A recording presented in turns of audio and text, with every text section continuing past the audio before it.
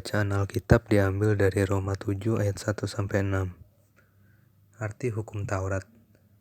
Apakah kamu tidak tahu, saudara-saudara, sebab aku berbicara kepada mereka yang mengetahui hukum, bahwa hukum berkuasa atas seseorang selama orang itu hidup. Sebab seorang istri terikat oleh hukum kepada suaminya selama suaminya itu hidup. Akan tetapi apabila suaminya itu mati, bebaslah ia dari hukum yang mengikatnya kepada suaminya itu. Jadi selama suaminya hidup, ia dianggap berzinah kalau ia menjadi istri laki-laki lain. Tetapi jika suaminya telah mati, ia bebas dari hukum, sehingga ia bukanlah berzinah kalau ia menjadi istri laki-laki lain. Sebab itu, saudara-saudaraku, kamu juga telah mati bagi hukum Taurat oleh tubuh Kristus, supaya kamu menjadi milik orang lain, yaitu milik Dia yang telah dibangkitkan dari antara orang mati, agar kita berbuah bagi Allah. Sebab waktu kita masih hidup di dalam daging, hawa nafsu dosa yang dirangsang oleh hukum Taurat bekerja dalam anggota-anggota tubuh kita, agar kita berbuah bagi maut.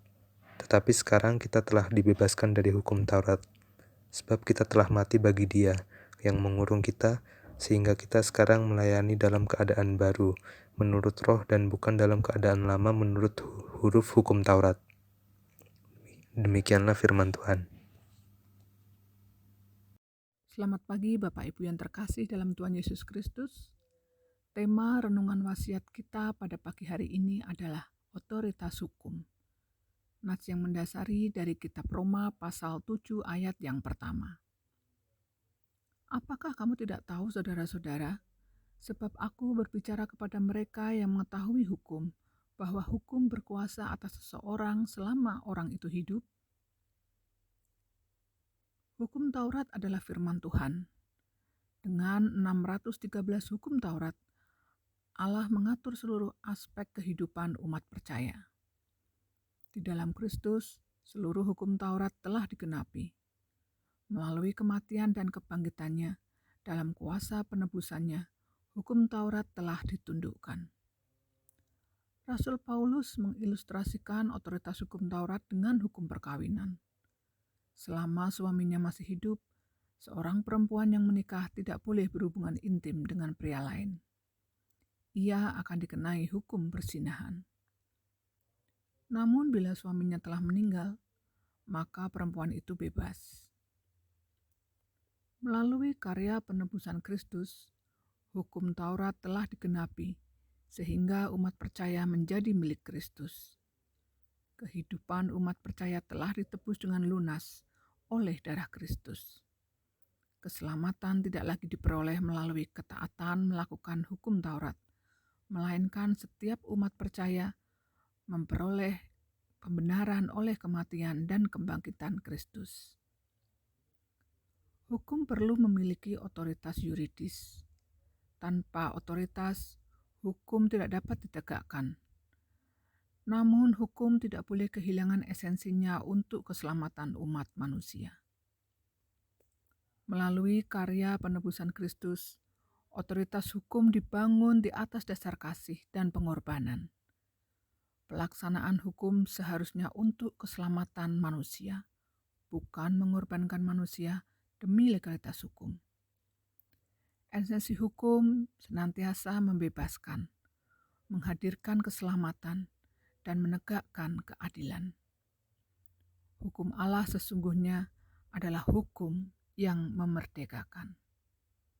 Amin. Bapa dalam surga yang kami kenal melalui Tuhan Yesus Kristus, kami mengucap syukur dalam situasi pandemi ini. Kami masih bisa menikmati kebersamaan melalui doa bersama, persekutuan, pemahaman Alkitab, melalui media online dengan jarak jauh. Namun biarlah kerinduan kami tetap selalu dekat dengan Tuhan. Kami berdoa untuk keluarga-keluarga yang baru. Biarlah mereka tetap menaruh cita-cita dan harapannya di dalam Tuhan yang menyertainya. Kami berdoa untuk setiap keluarga dengan segala pergumulannya masing-masing. Bagi mereka yang mempersiapkan anak-anaknya untuk sekolah, baik yang akan masuk sekolah maupun yang masuk dalam jenjang perguruan tinggi. Kami berdoa bagi mereka yang mencari pekerjaan atau yang sedang dalam pemutusan hubungan kerja. Dalam situasi yang sulit ini, kami tetap bersandar dan berharap kepada Tuhan Yesus Kristus saja. Kami berdoa untuk jemaat yang lanjut usia. Tuhan berikan kepada mereka kesabaran, kebersamaan, dan penghiburan dalam keluarga masing-masing, dan tetap merasakan kebersamaan dan penyertaan Tuhan dalam kehidupan kesehariannya. Kami juga berdoa bagi jemaat-Mu yang hidup seorang diri. Biarlah Engkau yang menemani, menyertai, menghibur, dan menjadi kepala keluarganya. Tuhan, kami juga berdoa untuk jemaat yang sedang sakit, untuk Saudara Mary, pemulihan pasca operasi, untuk saudara-saudara kami yang tidak kami sebutkan namanya. Biarlah melalui sarana-sarana yang ada, Engkau memberikan kesembuhan kepada saudara-saudara kami. Hanya dalam nama Tuhan Yesus kami berdoa.